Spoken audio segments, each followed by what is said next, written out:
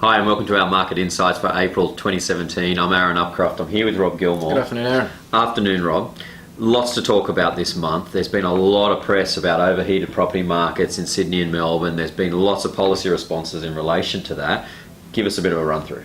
Yeah, certainly, Aaron. I mean, a lot of it is centering around banking regulation and restrictions around what the banks can do. And this is really being focused on three areas.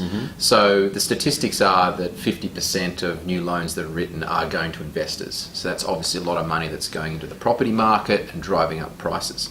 So APRA has come out and placed further restrictions on the ability to loan for banks to loan to investors. The second part of it is interest-only loans, and again, there's been a lot of press, a lot of negative press, which I think partly is unjustified because there is a valid use for interest-only loans, particularly if it's for investment purposes, of course, and flexibility around those facilities. But again, APRA has seen that 40% of loans that are being written are interest-only, and they've told the banks that's got to go down to 30%. And the third element to it, which has recently come out, and it's been a reason why the banks are down about 1.5% today on the market, right, is APRA is looking at requiring banks to hold more cash on their balance sheet to support their mortgage books. Now, previously, mortgages have been seen as part of a safer part of banking business. They're obviously APRA is looking at the property market, and they want to make sure that banks are unquestionably strong, and they're going to make them hold a little bit more money. So that's going to affect their profitability. Knowing the banks are going to pass that on in terms of higher rates. So there's a number of factors which are there designed to try and, slow down some of this money flowing into the property market. I would expect so. I mean, APRA's been on this run for a little while now. It has. They started it out. It did have an initial effect. It did start to cool things a little, but then the markets were still being fueled by cheap debt, and obviously these measures they're coming back into the market because the real effect hasn't been seen yet. So I think it is all about trying to slow that down, that property market, isn't it? I expect that's the flow-on effect that's going to happen from these changes. Look, absolutely. I mean, investing in property,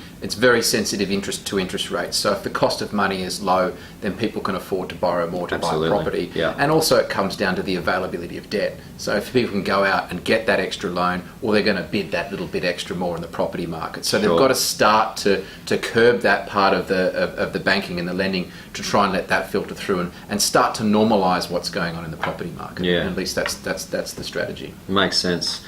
What else? There's other significant things in the market too. We've got company tax changes that are coming through. We've got the budgets getting closer. Yeah. Tell us a bit about what's there. Look, big win last week. The government got its company tax cuts through the Senate. So businesses under $10 million turnover this year will have a cut in company tax down to 27.5%. Wow. The measures have been passed for businesses up to $50 million, and that's going to start to come in next year.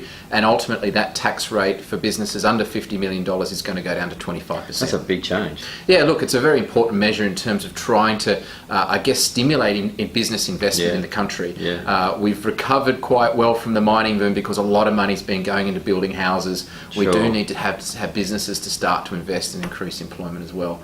And ultimately, we've got to keep people in jobs because that's ultimately what's going to keep the housing market going. Yeah, of course. And the budget, I suppose there's potentially anything could come out of that, but seems to be the focus at the moment? There's always speculation going into a budget. I'm sure we'll have a lot of interesting things to say next month, but definitely expect some measures in the budget that are going to be focused on housing affordability, and it might be targeted at trying to help first home buyers into the market, remembering the regulator's doing its bit on the property market, and there may well be some surprises there as well in terms of taxation.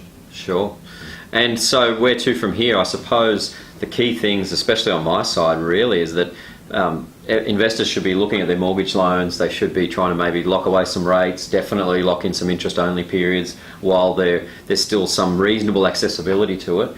Is that pretty much what you think as well? Absolutely. If it's an investment loan, it should be interest-only. There's a valid reason for that, and those loans will become a little bit more scarce. Yeah.